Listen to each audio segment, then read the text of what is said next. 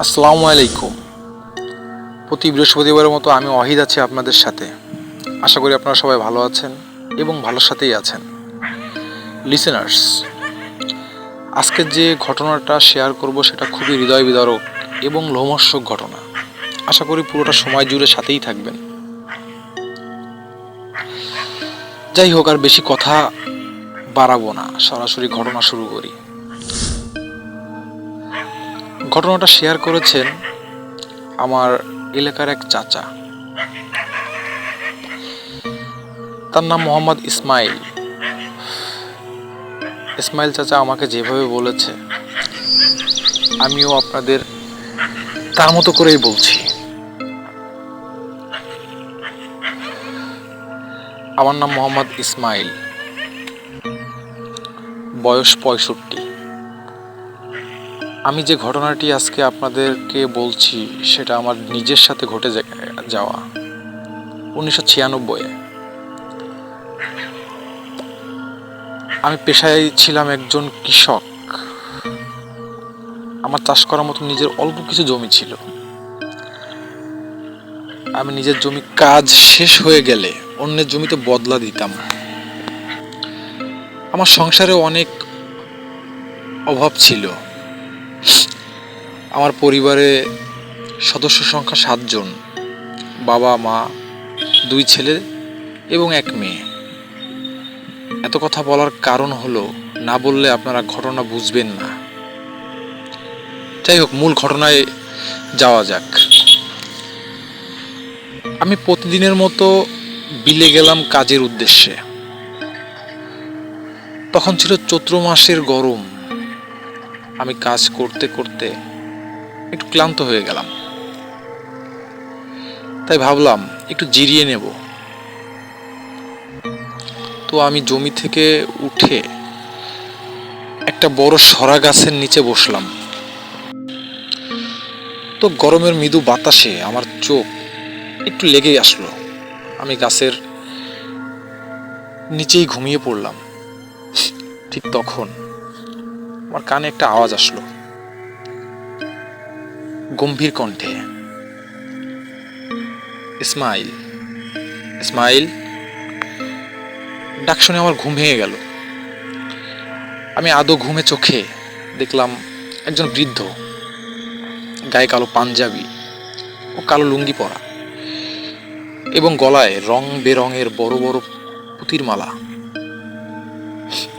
চোখে সুরমা লাগানো আর হাতে একটা লাঠি।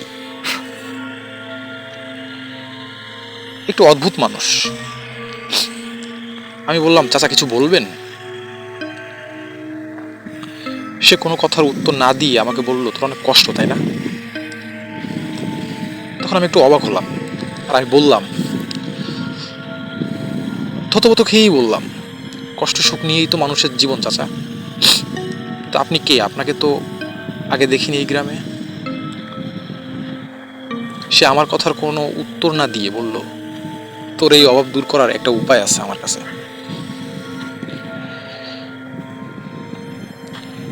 তখন আমি বললাম, কি উপায় চাচা? তখন সে বলল, তোর নিজের অনেক জমি হবে, বাড়ি হবে, টাকা হবে, অভাব থাকবে না। তখন সে বেশি কথা না বলে তার ঝোলা থেকে তালপাতার লেখা 4টা চিরকুট বের করলো। তালপাতার লেখা, তালপাতা। আর বলল, এই চিরকুটে আতর মেখে প্রতিদিন গভীর রাতে একটা করে আগুনে পোড়াবি। 4 দিনে 4টা পোড়াবি। আর 4 দিনের সেই পোড়া ছাই দিয়ে গোসল করবি। আমি তালপাতাগুলো নিলাম আর কোনো কথা না বলে চাচা গ্রামের দিকে চলে গেল। আমি তখন বুঝতে পারিনি সামনে আমার সাথে কি ঘটতে চলেছে। আমি বিষয়টা আর কাউকে বললাম না, সোজা বাড়িতে চলে গেলাম।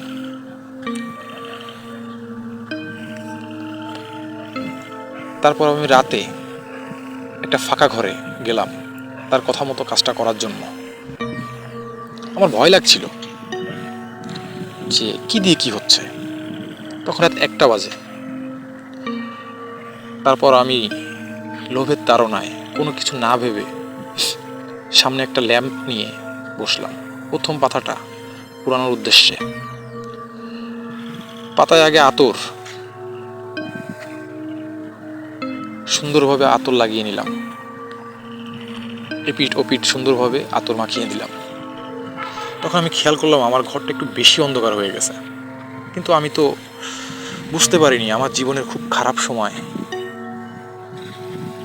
আসতে চলেছে এবং এই খারাপ সময়টার সূচনা আমি নিজেই শুরু করলাম। যাই হোক, পাতাটা পুরা শেষ হয়ে গেল। আমি ছাইটা একটা পাত্রে নিয়ে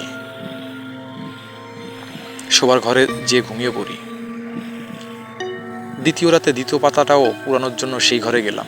আজকে ঘরটা একটু অদ্ভুত লাগছিল, আর একটু বেশি অন্ধকার, এতটাই অন্ধকার যে নিজেকেও দেখতে পারছিলাম না। আমি কোনো কিছু সাত পাঁচ না ভেবে ল্যাম্পটায় আগুন জ্বালিয়ে দিলাম এবং পাতায় আগুন ধরিয়ে দিলাম। হঠাৎ আমি খেয়াল করলাম দুটা ছায়া একে অপরের সঙ্গে কথা বলছে ঘরে একটা কোনায়। ছায়ার স্ট্রাকচারটা বোঝা যাচ্ছে। আমি ভাবলাম আমি অন্ধকারে ভুলভাল দেখছি, কিন্তু আসলে আমি ভুলভাল দেখি নাই। আসলে আমার জন্য খুব ভয়াবহ জিনিস। তারপর আমি পরের বাকি দুইটা পাতাও আগুনে পুরালাম। পরপর আরো 2 দিন, এরপর গোসল করার পালা। আমি তৈরি করে ছাইগুলো পাতিতে মিশিয়ে গোসলটা করে নিলাম নিজের ভাগ্য পরিবর্তন করার উদ্দেশ্যে। এই রিচুয়াল করার পর সবকিছু স্বাভাবিক চলতে থাকে। কিছুদিন পর আমি স্বপ্নে দেখি সেই বৃদ্ধ চাচা আমাকে বলছে, ইসমাইল, তুমি অনেক ধন সম্পত্তির মালিক হতে পারবা, কিন্তু তোমার আমাকে কিছু দিতে হবে। আমি স্বপ্নের মধ্যেই বললাম, কি লাগবে আপনার? তখন সে বলল, তুমি আমাকে 2টা ডাব দিবা আর আমি তোমাকে সম্পত্তি দেব। কিন্তু আমি ভুলেই গিয়েছিলাম আল্লাহ ছাড়া দেওয়ার মালিক আর কেউ নেই। লোভের তাড়নায়, অভাবের তাড়নায় আমি আমার জীবনের সব থেকে বড় ভুলটা করে ফেললাম। আমি তাকে টাকা দিতে রাজি হলাম। হঠাৎ কিছুদিন পর আমার বড় শালা আমাকে ডাক পাঠালো একটা জরুরি কাজের জন্য। আমি আর আমার বউ তড়িঘড়ি করে আমার শ্বশুর বাড়ি গিয়ে অবাক হয়ে গেলাম। এতদিন ধরে যারা আমার বউয়ের ভাগের সম্পত্তি দিতে রাজি ছিল না, তারাই নাকি আমাকে ডেকেছে সম্পত্তির বদলে টাকা দিবে বলে। আমি অনেক খুশি হলাম আর ভাবলাম এটা ওই চাচারই কাজ। আমি বেশ মোটা অঙ্কের টাকা পেলাম এবং পানের বরজের ব্যবসা শুরু করলাম। 2 বছরের ভিতরে আমার পরিবেশ বদলে গেল, কিন্তু আমি জানতাম না সামনে আমার জন্য কি ভয়াবহ বিপদ অপেক্ষা করছে। ওই চাচার কথা তো আমি ভুলেই গিয়েছিলাম একটা পর্যায়ে। হঠাৎ সেই দিন আসলো। আমি গভীর রাতে স্বপ্নে দেখলাম চাচা আমাকে একটু গরম সুরে বলছে, ইসমাইল, আমার ডাব 2টা কোথায়? তুমি তো আমাকে ভুলেই গেছো। তারপর সে বলল, মহাজনের ভিটার উত্তর পাশে কাল রাতে 2টা ডাব দিয়ে আসবি। আমি ভাবলাম যে 2টা ডাব গাছ থেকে পেড়ে দিয়ে আসবো। তো যেই কথা সেই কাজ ছিল। তো আমি একজনকে দিয়ে 2টা ডাব পাড়ালাম গাছ থেকে পেড়ে। আমি একটু গভীর রাতেই মহাজনের ভিটার উত্তর পাশে যে ডাব 2টা রেখে আসলাম। তো ডাব 2টা তো রেখে আসলাম। ঠিক তার 1 সপ্তাহ পরে হঠাৎ আমি দেখলাম যে আমার বাসায় আমার যে ছোট ছেলে, তার বয়স তখন ছিল 7 বছর, তাকে পাওয়া যাচ্ছে না। তাকে যখন পাওয়া যাচ্ছে না, সারা এলাকা আমরা খোঁজাখুঁজি করতে করতে করতে করতে তাকে পাওয়া গেল মহাজনের ভিটায়। তো আমার কাছে বিষয়টা একটু অদ্ভুত লাগলো। আর আমি তখন কিছুটা বুঝতে পারলাম যে আসলে ডাব নেওয়ার উদ্দেশ্য কি, আর ডাবটা আসলে কি জিনিস। আর আমি সেই বৃদ্ধ চাচাকে স্বপ্নে দেখার উদ্দেশ্যে থাকলাম যে কখন সে আমার স্বপ্নে আসে আর বিষয়টা খোলাসা করে। তো যাই হোক, তার কিছুদিন পরে দেখলাম যে আমার বড় ছেলে, তার বয়স ছিল 11 বছর, তার দাস্তবমি শুরু হলো। এরকম পরিমাণ দাস্তবমি, তাকে লাস্টে শহরে হাসপাতালে নিজে ভর্তি করা লাগলো। আর হসপিটাল থেকে আসার পরেই বাসায় ঘুমিয়ে আছি, তখন হঠাৎ স্বপ্নে সেই বৃদ্ধ চাচা আমাকে এসে বললো, ইসমাইল, তুমি 2টা ডাব দিতে রাজি হয়েছ। আর 2টা ডাব বলতে বোঝায় তোমার 2 ছেলের 2টা মাথা, তোমার এই 2টাকে আমাকে বলে দিতে হবে, আর তুমি তাতে রাজি হয়েছ, আর তোমাকে এটা করতেই হবে। এই স্বপ্ন দেখে আমি আকাশ থেকে বললাম যে আমি আসলে কি করলাম, আর এর মানে কি। তখন আমি বললাম যে না, আমি আমার ছেলেকে দিব না। স্বপ্নের ভিতরেই বললাম। সে বললো যে তুমি সওদা করে ফেলছো, তুমি ইফরিত জিনের সঙ্গে সওদা করছো, আর তোমাকে এটা দিতেই হবে। তখন আমি সকালে যখন ঘুম থেকে উঠলাম, আর লিসেনার্স, এই যে কয়দিনের ভিতরে যে ঘটনা, মানে এই ডাবের যে ঘটনাটা, এরপর থেকেই বাড়ির ভিতরে আসলে খুবই অদ্ভুত ঘটনা ঘটতে থাকে। যেমন বাসায় মুরগি খোপ থেকে আসলে মুরগির গলা, মানে মাথা নাই, মুন্ড নাই। আর একবার তো একটা ছাগলই হারিয়ে গেল, ছাগলই পাইলাম না। হ্যাঁ, এরকম অদ্ভুত আরও অনেক ঘটনা। রাত্রেবেলা বাসায় ঘুমাইলে টিনের উপরে আপনার ইট পড়ে, শব্দ হয়। রাত্রেবেলা গভীর রাতে মনে হয় কি যে কেউ টিনের উপর থেকে হাঁটতেছে। মাঝে মাঝে জানালার পাশ থেকে মনে হয় ইসমাইল ইসমাইল, এইভাবে ডাক দেয় আসলে।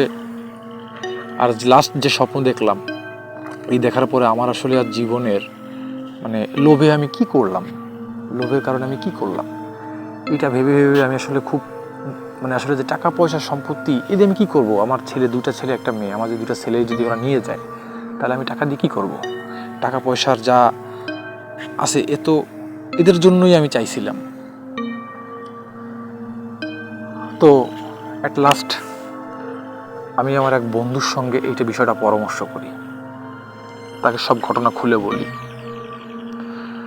তখন আমাকে সে বলে যে খুলনায় একজন বড় মাপের আলেম আছে, তুমি তার সঙ্গে যে কথা বলো, তুমি ফয়সালা পেয়ে যাবা।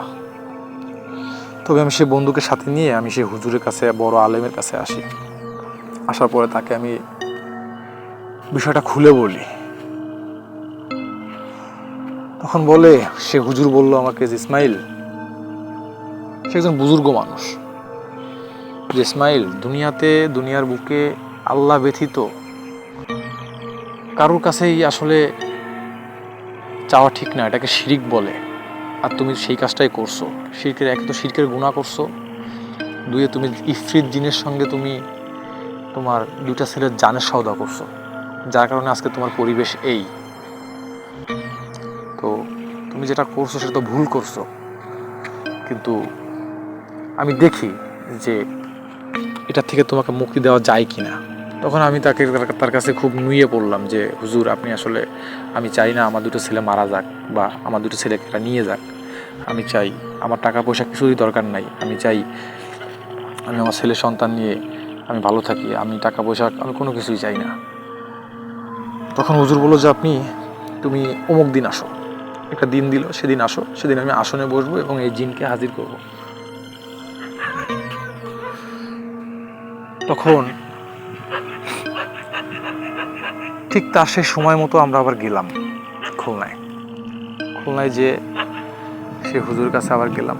তো হুজুর রাত্রেবেলা সে আসনে বসলো। আসনে বসার পর আসন থেকে উঠে সে আমাদেরকে বলল যে তোমার কাছে যে চাচা গিয়েছিল, এই চাচা একজন ব্ল্যাক ম্যাজিকার, সে ব্ল্যাক ম্যাজিক করে এবং তার কাছে অজস্র অনেক জিন তার হাতে বন্দী। তার মধ্যে এই যে যে জিন, ইফরিত জিন, 2টা ইফরিত জিনও তার কাছে বন্দী আছে। আর সে শয়তানের কাছে 2টা নরবলি দেওয়ার জন্য তোমার উপরে ব্ল্যাক ম্যাজিক করে তোমার সঙ্গে এই সওদাটা করে নিয়েছে এই ইফরিত জিনের মাধ্যমে। তো এইটা থেকে মুক্তি পাওয়ার একটা উপায় আছে যদি তুমি করতে পারো। তখন আমি বললাম আমি সব কিছু করতে রাজি, হুজুর আপনি বলেন। তখন সে বললো যে আমি তোমাকে আপাতত পানি পড়া দিচ্ছি আর 4টা পেরেক দিচ্ছি। এই তাবিজগুলো তোমার 2টা ছেলেকে গলায় বেঁধে দিবা আর 4টা পেরেক তোমার বাড়ির 4 কোণায় গেঁথে দিবা। তারপরে একটা ডেট দিল, অমুক ডেটে তুমি আমার কাছে আবার আসবা। তো যাই হোক, আমি হুজুরের কথা মতো 4টা পেরেক নিয়ে আসলাম। ছেলেদের গলায় তাবিজটা বেঁধে দিলাম। বেঁধে দেওয়ার পর 4 কোণায়, বাড়ির 4 কোণায় 4টা লোহা পুঁতে দিলাম পেরেক।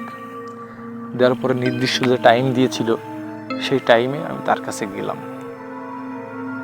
তখন সে বলল যে বাজার থেকে এখনই যাও, বাজার থেকে 2টা ডাব কিনে নিয়ে আসো একদমে।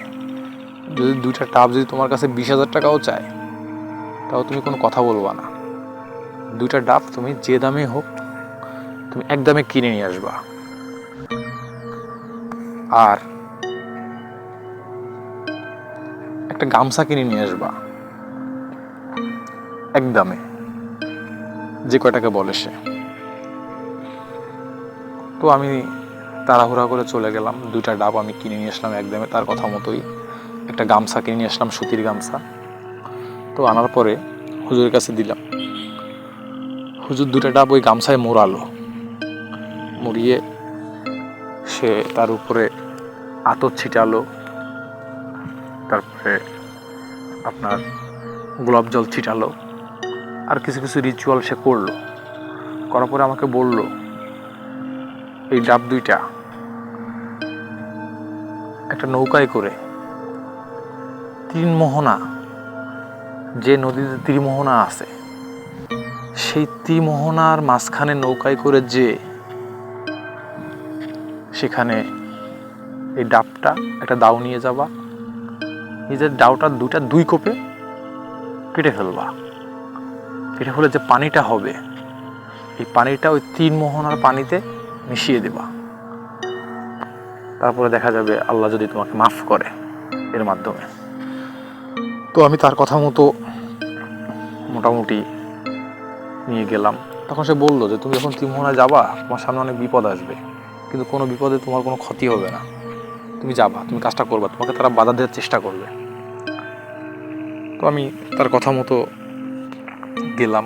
আর বললো তো তুমি কাজটা তুমি একা করতে হবে, সঙ্গে কারো নিতে পারবা না। তো আমি যাই হোক, আমি একটা নৌকা নিলাম আর আমাদের এলাকার যে গ্রামের যে নদী আছে, নদীর মাথায় গেলাম, একটা ত্রিমোহনা আছে, সেখানে গেলাম। সেখানে যে ডাবটা কাটলাম, কিন্তু কাটার সময় আমার নৌকা নদীতে মনে হচ্ছে কি যে তুফান শুরু হয়ে গেছে। কিন্তু আমি যখন রওনা দিছি তখনও কিন্তু নদী শান্ত ছিল। তো শান্ত থাকার পরেও আমি যখন জায়গা মতো স্পটে গেলাম, 3 মোহনায় গেলাম, তখন ওখানে আমার মনে হচ্ছে কি যে আমার নৌকা ডুবিয়ে দিবে। যাই হোক, যখন ডাব 2টা, প্রথম ডাবটা কোপ দিয়ে কেটে পানিটা মিশিয়ে দিলাম নদীতে, তখন আরো বেশি তুফান শুরু হলো। কিন্তু যখন দ্বিতীয় টাপটা কেটে পানিতে মিশিয়ে দিলাম, তখন আস্তে আস্তে সব কিছু স্বাভাবিক হয়ে গেল। তো যাই হোক, তারপরে আস্তে আস্তে আমার বাসার সব কিছু ঝামেলা আল্লাহ দিলে, আল্লাহর রহমতে আমি আস্তে আস্তে আমার সব কিছু ঠিক হয়ে গেল। আর যে জিনের যে সাথে যে সওদাটা ছিল, এই সওদাটাও কেটে গেল। তো আসলে ঘটনাটা সত্যি আমার নিজের জীবনের সঙ্গে নিজের জীবনেই ঘটে যাওয়া। তো আশা করি আপনারা ঘটনাটা একটা শিক্ষামূলক ঘটনা, আপনারা বুঝতে পারবেন যে আসলে লোভ করা যাবে না। অভাব কষ্ট সব কিছুই থাকবে, অভাবও আল্লাহর কাছ থেকে আসা, দুঃখ কষ্ট সবই আল্লাহর মাধ্যমে আল্লাহর কাছ থেকেই আসে। হয়তো অভাব দিয়ে মানুষকে আল্লাহ পরীক্ষা করে। তো আপনারা হতাশ হবেন না আমার মতো। আমি হতাশ হয়ে আমি অনেক বড় ভুল করে ফেলছিলাম। হয়তো ভালোভাবে গুছিয়ে গল্পটা আপনাদেরকে বলতে পারিনি, কিন্তু আমার নিজের জীবনে আসলে এই যে অধ্যায়টা ছিল, খুব কঠিন একটা অধ্যায় ছিল। আসলে আমি হয়তো ভালোভাবে আপনাদেরকে বোঝাইতে পারিনি, কিন্তু আপনারা কেউ লোভ করবেন না, আল্লাহ ছাড়া দেওয়ার কোনো মালিক নেই। তো যাই হোক, ঘটনাটা এখানেই শেষ। আপনারা যদি এই চ্যানেলটিকে ভালোবেসে থাকেন, বা এই চ্যানেলের যদি ঘটনাটা যদি আপনাদের ভালো লাগে, তাহলে অবশ্যই সাবস্ক্রাইব করবেন এবং লাইক, কমেন্ট এবং শেয়ার করে সাথেই থাকবেন।